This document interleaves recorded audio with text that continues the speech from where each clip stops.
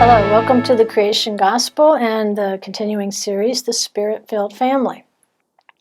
This segment is part of the Spirit-Filled Singles. That is a group that sometimes is neglected, but it's such an important group in terms of the contributions that they can make within the body of Messiah. And Paul even points this out in 1 Corinthians 7, that they are uniquely positioned to make great contributions in ministry within the body of Messiah as a single. We looked at the life of Hannah and how significant her contribution was by being able to minister day and night in fasting and prayers, being able to proclaim the gospel, be one of the first voices to proclaim Messiah Yeshua and that anointing. So that the single is uniquely positioned in the body of Messiah, but, sometimes the rest of the body doesn't know what to do with the single because they don't fit so neatly in the categories. Within that single category, there's such a wide range of ages and reasons for being single. But the principles that we're going over, if you've been following along in the last few programs, the irony is that the things that are applying to singles, they really apply to everyone. Because, first of all, we're human beings before we're anything else. And we are all sons and daughters. And from that foundation, there are truths that are going to transcend our marital status. We are all sons and daughters. And so what we've been doing, we began in the last program. We're going through 1 Corinthians chapter 7, verse by verse, because sometimes in this chapter, it would be easy to believe that Paul is teaching against people marrying. But in the last program, we looked at the historical and the religious, even military context of those words, and we actually found a matching statement in the Talmud.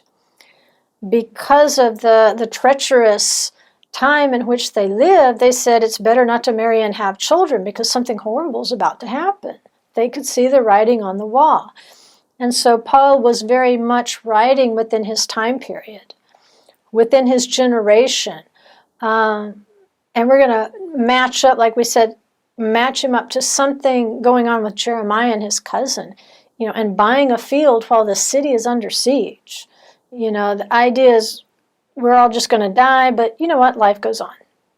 And so we're going to take some steps that say we know Adonai is in charge. Ultimately, it's part of his plan. But it doesn't mean it won't hurt when it happens.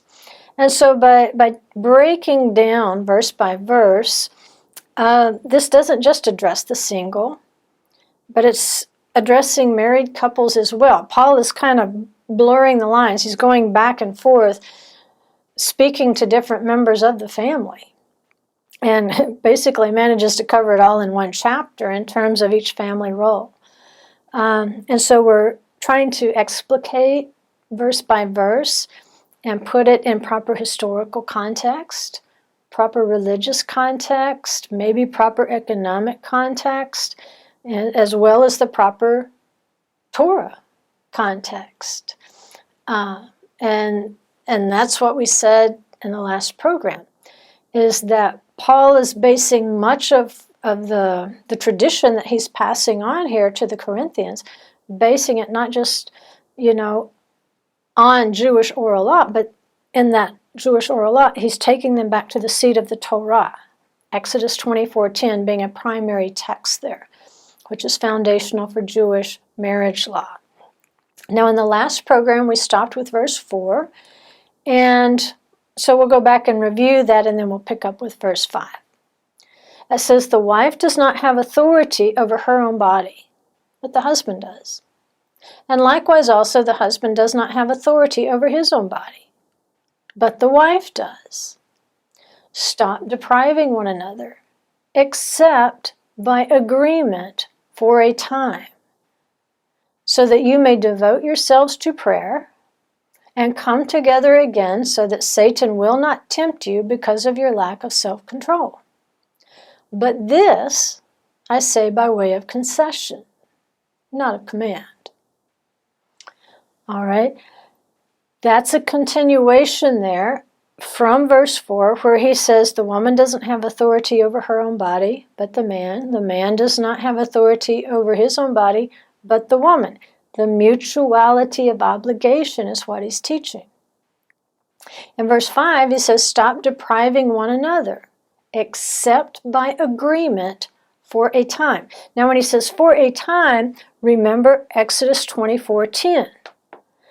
The onah, which means a time period. Sometimes it's translated as conjugal rights. And so here again, Paul is kind of using euphemisms, the same way that the rest of the scripture does, to describe sexual activity.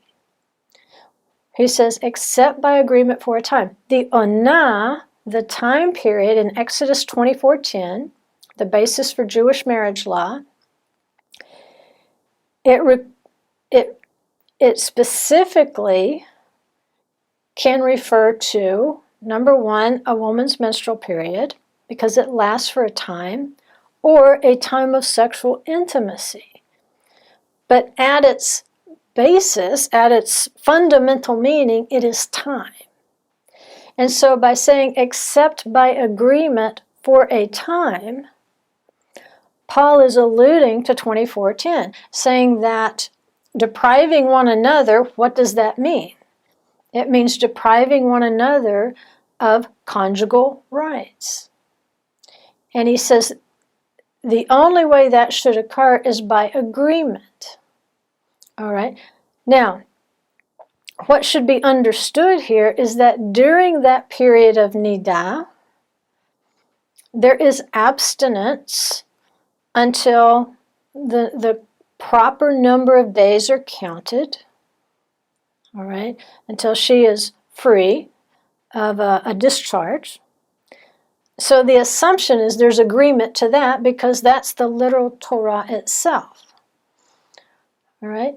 On the other hand, Paul says there might be other reasons to not join together in that time of intimacy.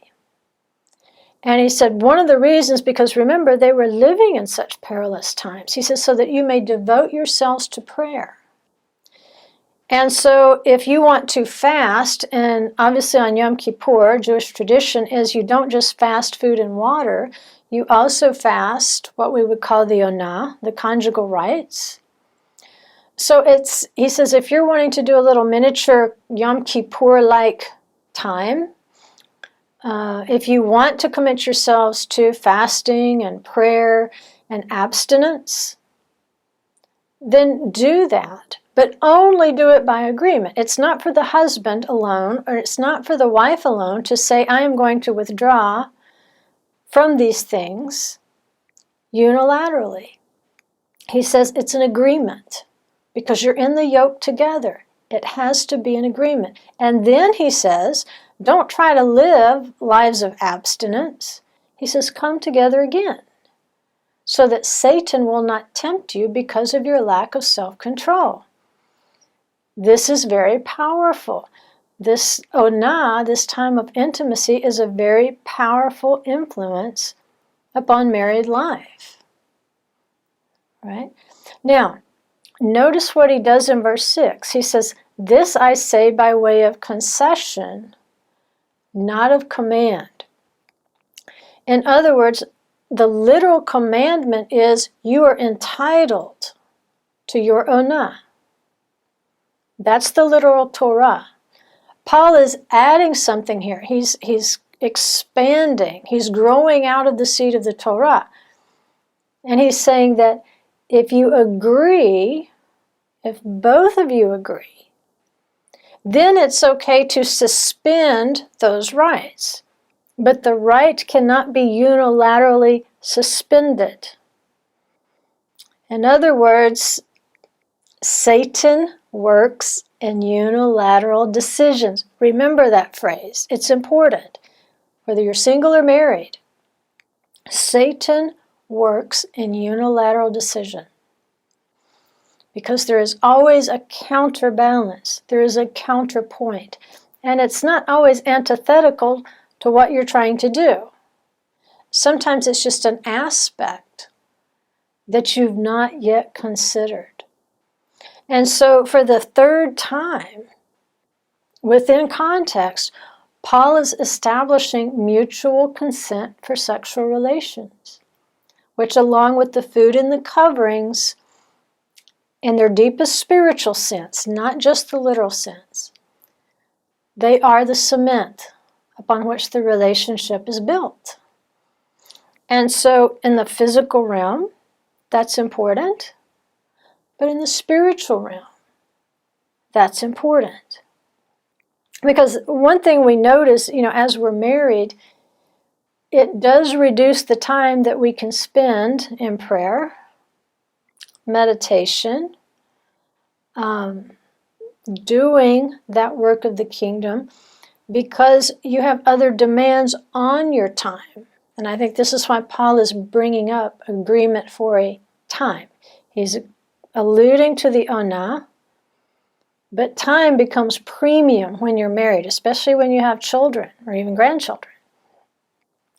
And if we neglect the physical aspect of the food, the covering, and the conjugal rights, then it's highly likely that if we haven't already, then we will also neglect food, revealing our inner selves to one another, developing the relationship in a deep way, coverings, another being so close to the other person that when I cover you, I cover myself, and the ona, the conjugal rights, meaning the time that it takes to develop a relationship.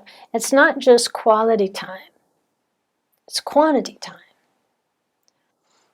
Right? And so, along with the physical aspect of those three things, are the spiritual aspects of those three things. When we neglect one, it's very likely we're neglecting the other. And we don't want to draw absolutes in terms of gender, but there are certainly gender characteristics. Men tend to focus more on the physical expressions of these three things. I put food on the table, what more do you want? The coverings. There's a roof over your head. There's clothes on your back. What more do you want? And the ona, the conjugal rights. But see, with the female aspect, food is more than just food.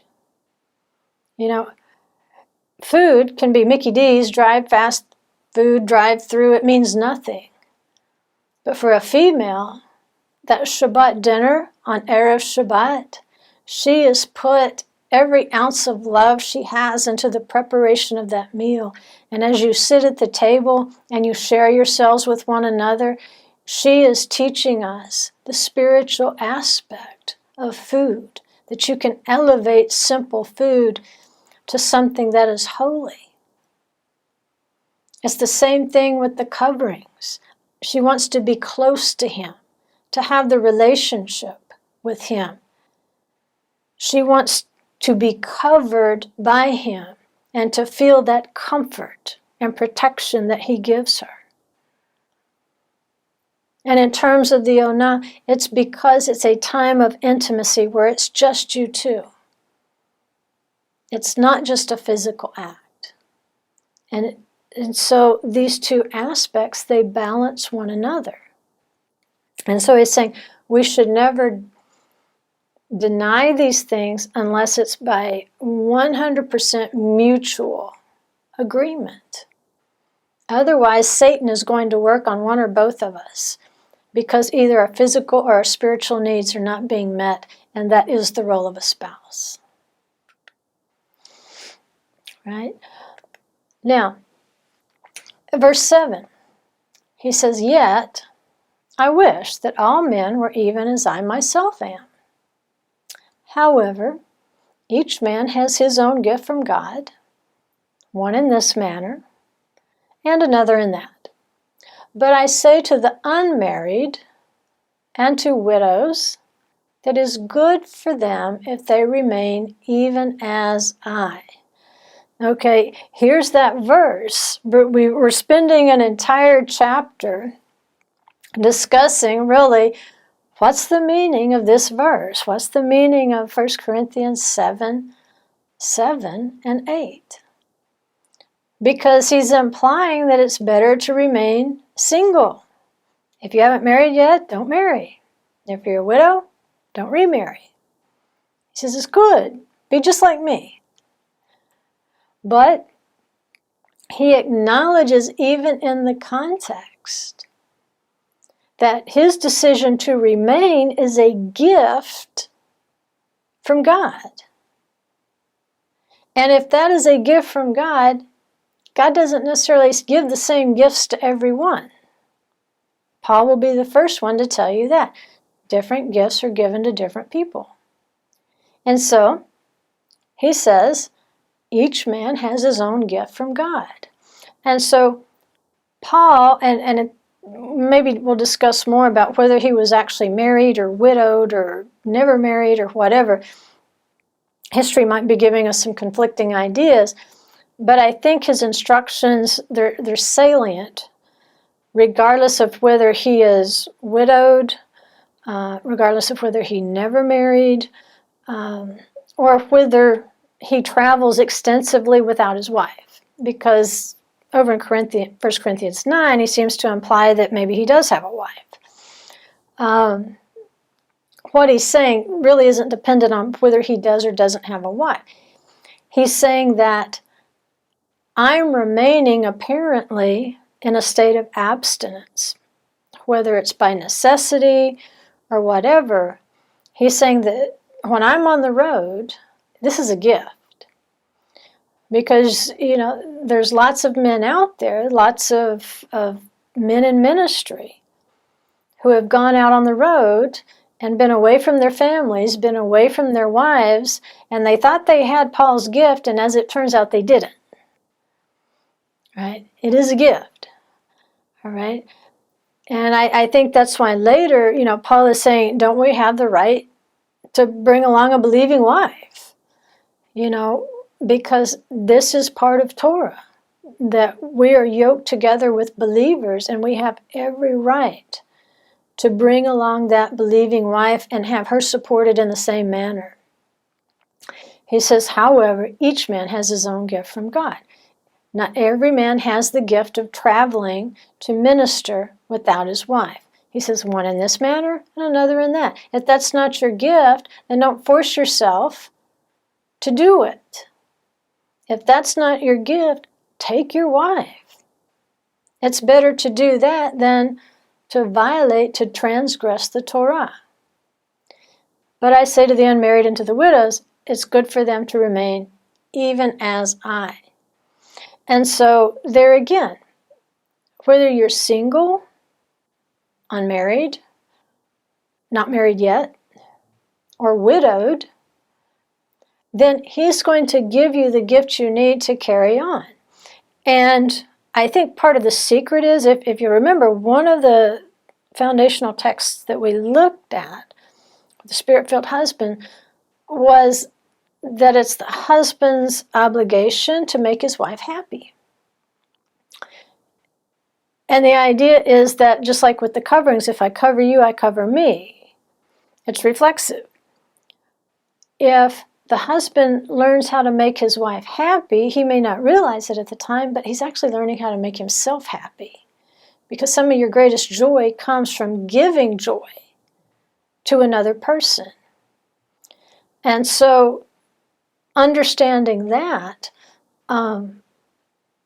we have to realize that not everyone has the same gift. Different things make different people happy. Some people are not happy unless they're married. Some people are happy single. Right? Whatever your gift, Paul is saying, everybody has a gift. Some people are gifted with being single. Some people are gifted with being married. Not every gift is given to everyone. But like we said in 1 Corinthians 9:5, he says, we have the right to take a believing wife to accompany us on our journeys to preach the gospel. And in fact, in 1 Corinthians 9:5, he puts that in the context of having the right to both eat and drink. Now that should sound familiar. Remember Exodus 24:10. Food, covering, conjugal rights. So what is he saying?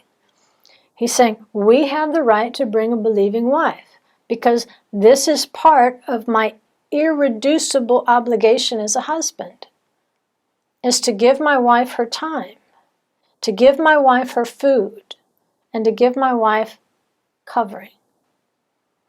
And so we're not really sure whether Paul is just defending Barnabas' right to have his wife with him or whether Paul too is married. It's really irrelevant. He's teaching you Torah, right? And there again, it could be because he had to travel alone frequently, even if he were married.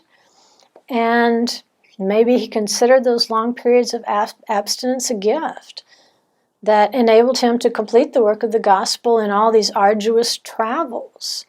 If he were married, I'm guessing he would have followed his own advice, and those long absences would have been by mutual agreement with his wife. Because remember, he's already told us, Satan works in unilateral decisions. So for the single, that's the caution. When you make important decisions, life decisions, seek out good counsel because Satan will work in unilateral decisions. You need that counterbalance. So whether he's married or not, Paul is hinting to us, he's kind of giving voice to the grief that people are already experiencing. It's a very perilous time in which he's living. And the quote I read you from the Jewish sages out of the Talmud after the destruction of the temple, they said, it's just better not to marry and have children. But even though that's what they said, that it would be better to marry, not to marry, be better not to have children in such a perilous time, they say, nevertheless, regardless of all these things, regardless of the death and the destruction that we're facing, the deportation, the persecution, the slavery that we're facing. Because think about it. If so many of them were going to be deported and sold as slaves, if you did have a wife and children, there was no guarantee that you would not be separated from that wife and those children. Back then, that was very normal for a conquered people to be separated and sold. And so, into this time period, Paul is speaking. And he's saying, it's really a gift not to have that wife and child that would be torn away from you, and you would have no idea what their end was. Nevertheless, there's a hope there for the reappearance of the temple. And, in the words of the Jewish sages, you know what? Now we have to turn our expectation toward a third temple. We have to continue to marry. We have to continue to have children. And that process of marriage and childbearing, that's an expression of our hope for the future. Now in verse 9, Paul says, but if they do not have self-control, let them marry. For it is better to marry than to burn with passion. Now, there could be a number of contexts, especially when we look at the Jewish wedding customs that Paul is going to be acquainted with. He's acknowledging that unfulfilled sexual passion is not encouraged in the Torah, which that would explain why he thinks abstinence is a gift straight from God. It's a powerful force. It's a powerful life force within a human being. And if you'll remember, even in a time of war, the Torah commands a young man to stay at home with his wife for 1 year. Why? It's his job to learn how to cheer her up, to make her happy. In fact, when the priests prepared Israel for war, a number of conditional questions were asked of the men. And although Paul is defending being supported by those to whom he ministers, he mentions a couple of these war questions. In that context of 1 Corinthians 9, 5 through 8, he's defending himself. And he says, or do only Barnabas and I not have a right to refrain from working? That should sound familiar. Who at any time serves as a soldier at his own expense? Who plants a vineyard and does not eat the fruit of it? That's one of the other questions that is asked in the time of the war to the potential soldier.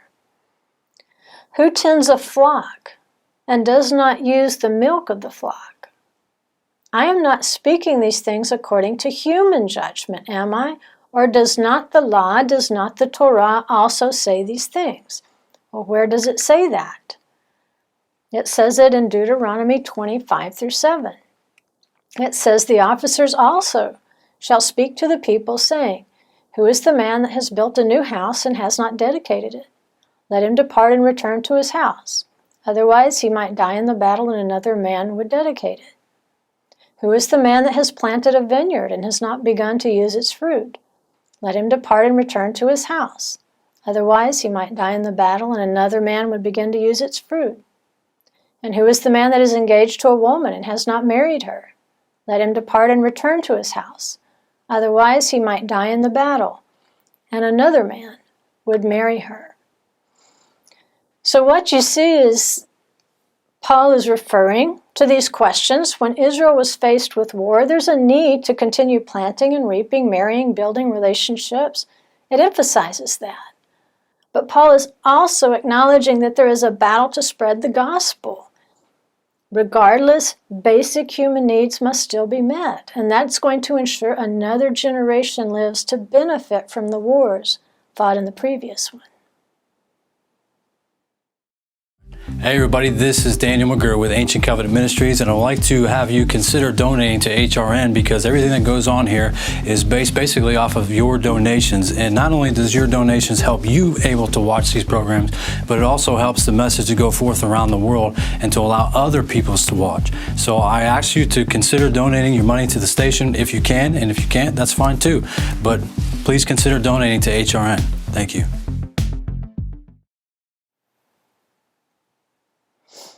Welcome back.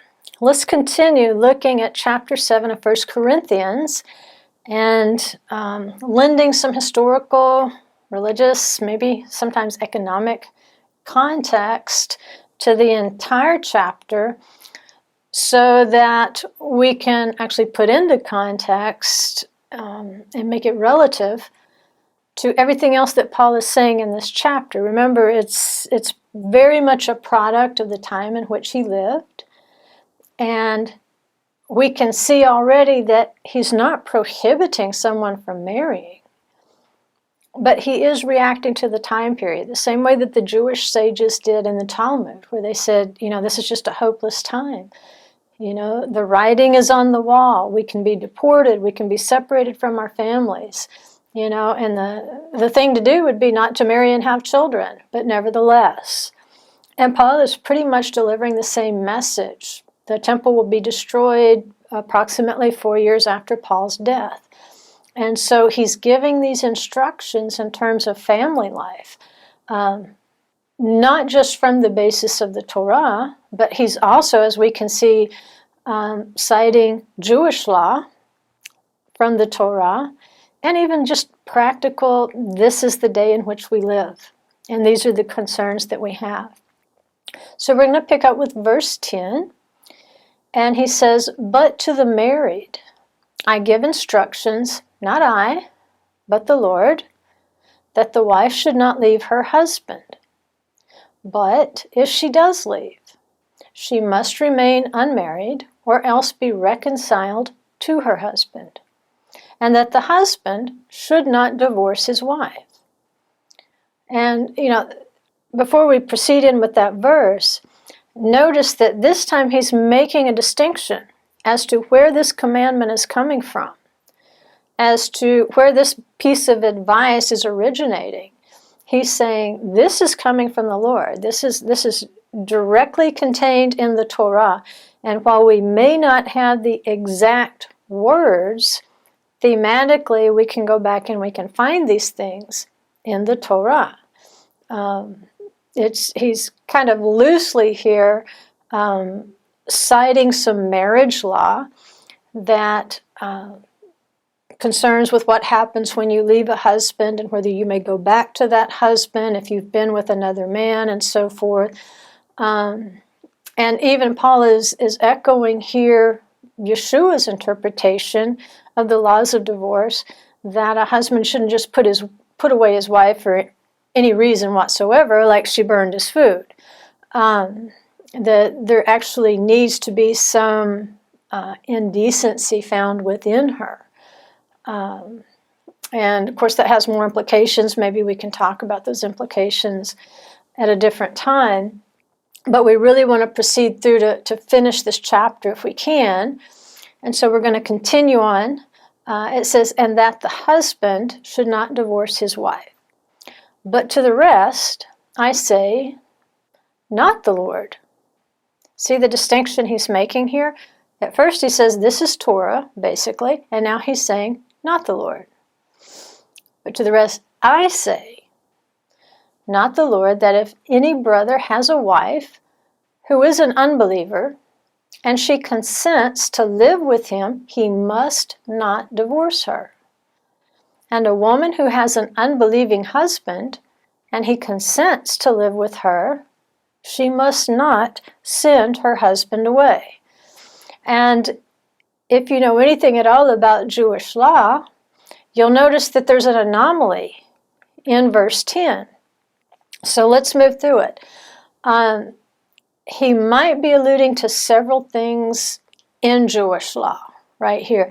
Because again, with a lot of these letters that Paul writes, we don't have the original questions.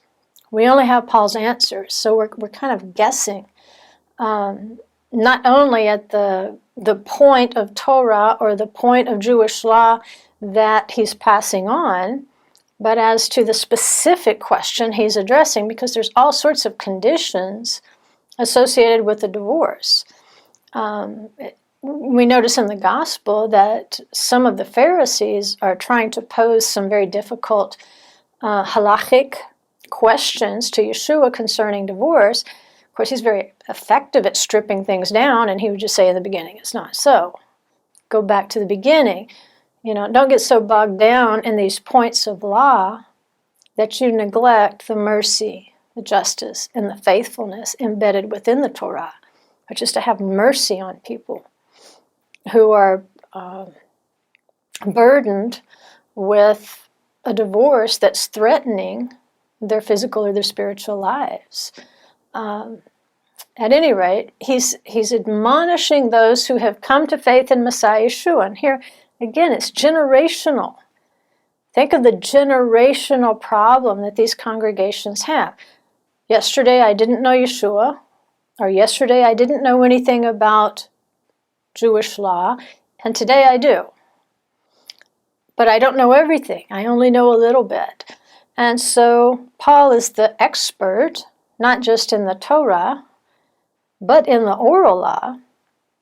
He's trying to lend some practical advice here. Because while I may have married, and as far as I know, I knew the person when I married this person and what their beliefs were, their faith, and so forth, something has changed. One of us has come to faith in Messiah Yeshua. And so he's saying, just because you find yourself now in a position of being unequally yoked, that's not to say that you should immediately try to sever that yoke. Don't quickly leave a marriage. And he might be basing this practical advice on the Torah as well as Jewish law here, because the Torah only specifies that the husband may divorce his wife. If we look at Jewish law, it does not provide for a wife to divorce her husband, even though, granted, the Beit Din can pressure him to give her the get if he is reluctant to do so. They can pressure him, but you can never really force it, because the get must be given freely and it must be received freely.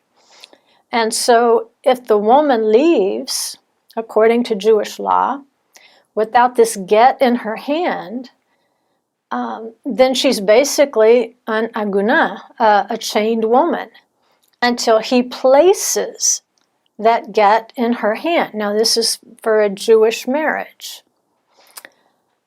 If she doesn't have the get in her hand, then she's still married. She's still chained to him. So she's still married to her first husband, and she is not free to remarry.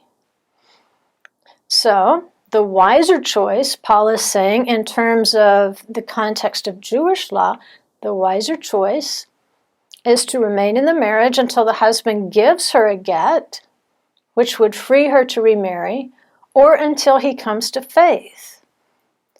Now, ideally, given time, remember, he can be won, it says, by her chaste behavior.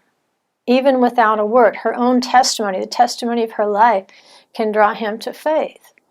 But if the conflict is so bad, if it's so severe that she leaves for a time, then he's saying she should not start a new relationship, but if possible, to return to her husband, which is the only permissible sexual union for her while she is still bound to him, without the formality of a divorce. So if this is Paul's rationale, if this is what he's basing it on, then it's significant that he sees the Corinthians as being bound by Jewish law concerning divorce and remarriage. But here's the interesting thing, here's the anomaly. Paul believes it's possible for a woman to send her husband away, which kind of goes back to the pattern he's established in this chapter, is that he is awarding mutual power and authority to the spouses, which is revolutionary, truly revolutionary. Now, there's another explanation, and I don't want to push one explanation over the other.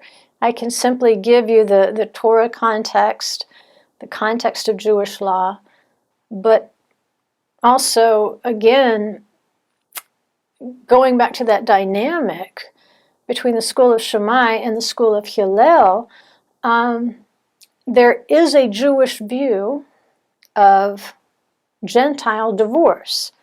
Now, this letter to the Corinthians, we can really assume is probably written to Gentiles who have been drawn close to the covenant through Messiah Yeshua. From the school of Hillel, which Paul attended, the same rules of marriage and divorce would not apply to the Gentile as applied to the Jew. Now remember, Paul identifies himself as a Pharisee. He's of the school of Hillel, and that's for very good reasons, because remember, the school of Hillel believed that a righteous Gentile did have a place in the world to come. But the school of Shammai, they unequivocally rejected the notion that a Gentile, righteous or not, would have a share. And so Paul essentially died for the sake of drawing the Gentiles near to the Torah, according to the opinion of the school of Hillel, because Hillel said, and remember, I believe Hillel died approximately 10 AD. So if that helps you put him in the context of when Yeshua lived, maybe that will help. He actually died much earlier than Shammai, but his disciples continued. But Hillel said, be thou, and this is found in the Pirkei Avot 1:12, be thou of the disciples of Aaron, one who loves peace, pursues peace, loves mankind, and brings them nigh to the Torah. Now notice there what Hillel's saying. To be a disciple of Aaron is to love mankind, not just the Jew, not just the native born. He says, love mankind and bring them nigh to the Torah. Which there again, that puts right back into context what Yeshua is saying when he overturns the money changers' tables. He's saying that basically my house shall be called a house of prayer for all nations. He's pointing out that the Shemaites are fleecing the Gentiles of their sacrifices without even believing that those sacrifices can be offered for any value whatsoever, because they have no place in the world to come. But Hillel said, mankind, irrespective of ethnicity, can be brought near to the covenant, brought near to the Torah. That's significant that Hillel thought all mankind could be brought closer to the Torah, not just Jews. And so Paul is echoing this vital quote in Ephesians 2, when he reminds the righteous Gentiles that while formerly they had been afar off, now they have been brought near through the blood of Messiah Yeshua. And so, in one of the few instances where Yeshua actually agrees with the opinion of the school of Shammai, he upheld the stricter requirements for Jewish divorce in an effort to protect the rights of the wife who does not agree to the divorce. And so, as we read in the Jerusalem Talmud, Kiddushin 1:1, it establishes a difference between Gentile and Jewish divorce. Right? Again, Paul is speaking from the standpoint of the Pharisees.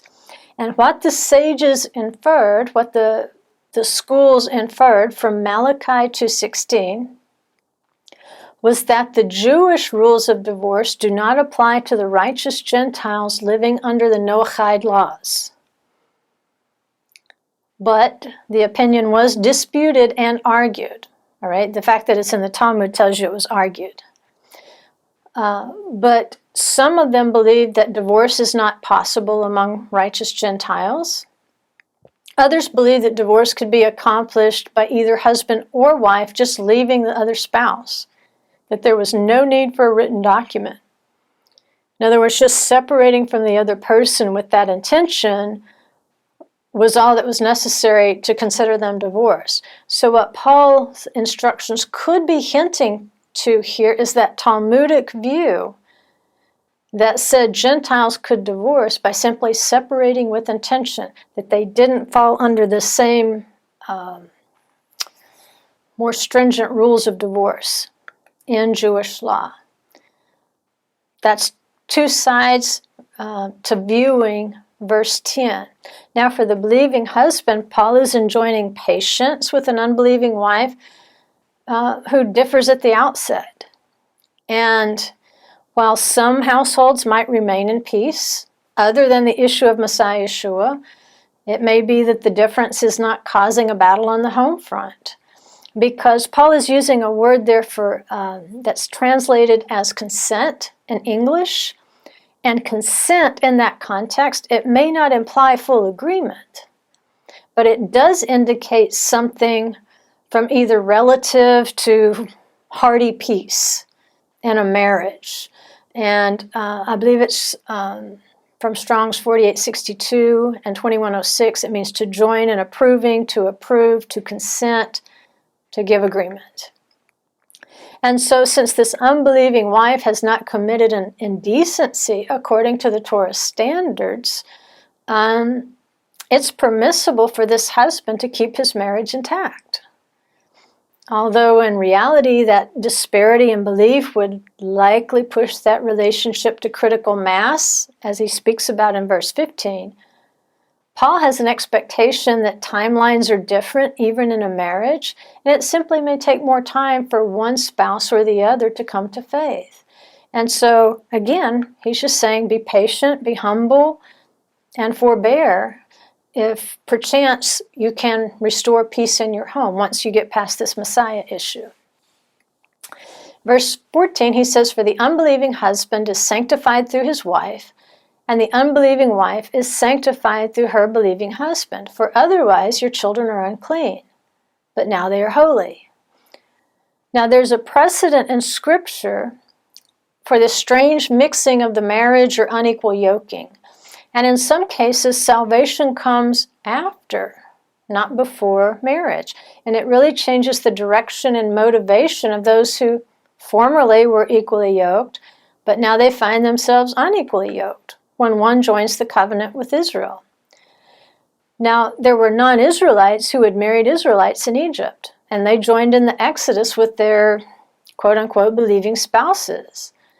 Children had been born in the marriage. The children were receiving conflicting messages and influences. So until their decisions revealed the direction the child would take, the child was considered part of the holy community. If he were to choose to forsake the covenant when he was an age of responsibility, then he's no longer sanctified by the believing parent. If, for instance, though, like Timothy, he continues to follow after the covenant, then he's sanctified of his own choice through the covenant. There will be more in Workbook 3 in the appendix related more specifically to this in terms of the children, the offspring of a mixed marriage. But Paul may also be referring to marriages formed and mentioned in the Tanakh during the exile to Persia, to Babylon, and then the return. Because if you'll remember, in one case, in Ezra 10, the prophet demands divorce from pagan spouses and their children. And that sounds very harsh, but remember, there was an investigation before that occurred into the status of the marriage in terms of idolatry. Now, in another case, strangers were actually able to join in the Passover and to draw near to the covenant at Passover.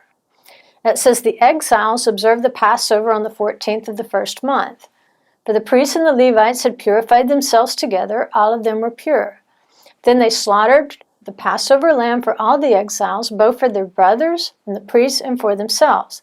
The sons of Israel who returned from exile, and all those who had separated themselves from the impurity of the nations of the land to join them, to seek the Lord God of Israel, ate the Passover, and they observed the Feast of Unleavened Bread 7 days with joy. For the Lord had caused them to rejoice and had turned the heart of the king of Assyria toward them to encourage them in the work of the house of God, the God of Israel. That's Ezra 6:19 through 22. Now Rashi, commenting on Kiddushin 70a, writes that concerning this passage, all those who had separated themselves from the impurity of the nations of the land refers to the proselytes who had separated themselves from the defilements of the idolatrous nations in order to join the Jewish nation. The implication that we see here in the book of Ezra defines two types of return. One in which idolatrous practices are ultimately rejected in returning to a rebuilt temple, or one in which idolatrous practices are retained. You can find that in Ezra chapter 9, 11, 14. Yet the worshipers want to approach the rebuilt temple and celebrate the Moedim. What Ezra does is accept those who put away their adulterous practices, and he rejects the unequal yokes in which the pagan practices are continuing to affect the home. Ezra was not rejecting ethnicity, but the defilements that the unconverted pagan introduced into the family and the land. In fact, Ibn Ezra gives Rashi's explanation and explains from an anomaly in 1044 of the text that Jewish fathers, it says, placed children. It doesn't say fathered them. Yasimu versus Yalidu. There's a difference. And he says, Jewish fathers placed the children born of the alien wives before the family heads for discussion, asking their advice as to whether they should be expelled or accepted as converts, asserting that the illicit wives were expelled according to the counsel of God. none were accepted because they failed to convert. In other words, they failed to shed idolatry. That was what determined whether they were invited into the Passover or rejected. And so Paul is possibly dealing with the same subject matter in here. There will come a point where a decision has to be made. Is that the pagan spouse, you give them time, but there will come a point where they need to be converted into the faith if they are to participate in the worship of the temple. Of course, it wasn't long that the temple was destroyed. And while Ezra is rebuilding a temple and preparing people for this holy place, Paul is actually preparing believers for its destruction. So it's an interesting mirror of those texts. But that mixture of light and darkness had to be remedied. So he says in verse 15, "Yet if the unbelieving one leaves, let him leave. The brother or the sister is not under bondage in such cases, but God has called us to peace." It's a principle there called Shalom Habayit, the peace in the house. "For how do you know, O wife, whether you will save your husband? Or how do you know, O husband, whether you will save your wife?" So he's saying, live in peace as much as possible. He gave the Kohanim time to work out their family issues before requiring them to put away their pagan wives and children. And so he says, give your own spouse time. Verse 17, "Only as the Lord has assigned to each one, as God has called each, in this manner let him walk. And so I direct in all the churches. Was any man called when he was already uncircumcised? He is not to become uncircumcised. Has anyone been called in uncircumcision? He is not to be circumcised. Circumcision is nothing, and uncircumcision is nothing. But what matters is the keeping of the commandments of God. Each man must remain in that condition in which he was called. Were you called while a slave? Do not worry about it. But if you were able also to become free, rather do that. For he who was called in the Lord while a slave is the Lord's freedman. Likewise, he who was called while free is Christ's slave. You were bought with a price. Do not become slaves of men. Brethren, each one is to remain with God in that condition in which he was called." Now, while that passage sounds like it's digressing from the issue of marital status, and there's probably a lot more to say on those passages, to kind of wrap this up for the singles, what Paul is saying is it's okay to be content in the marital status in which you were called. Remember, he says it was a gift for him to be able to go out and minister alone. And so verse 27 kind of reinforces this apparent divergence. He says, "Now concerning virgins, I have no command of the Lord, but I give an opinion as one who by the mercy of the Lord is trustworthy. I think then that this is good in view of the present distress, the times in which we live, that it is good for a man to remain as he is. Are you bound to a wife? Don't seek to be released. Are you released from a wife? Do not seek a wife."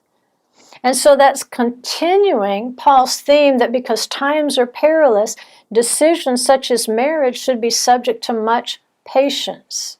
Sexual passion, unhappiness with an unbelieving spouse, loneliness, these things may lead a man or a woman to divorce, to marry, to remarry, before the godly character, the personal fitness of a potential spouse is established or given, alternatively, time to develop.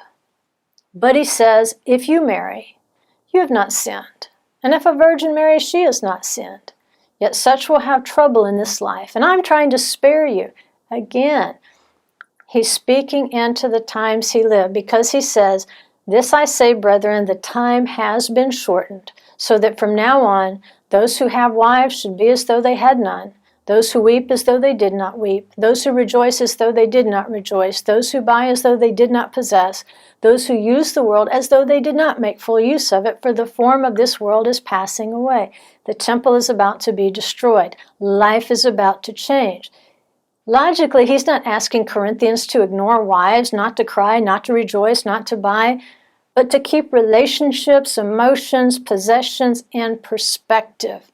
of the times, the callings, and the gifts, preparing them for the reality of the age. And that's why he's saying, it appears that he's saying it's good not to marry. He's saying, really, look at the circumstances of the age, but also look at what is your gift? What will make you happy, which is vital to being married or single. Being married or single. That's the question. And if one produces happiness and you have that gift from heaven, then he's saying pursue that gift and pursue the ministry. Work for the kingdom. And in that, he says, I think you can be satisfied and have peace in your life as single or married.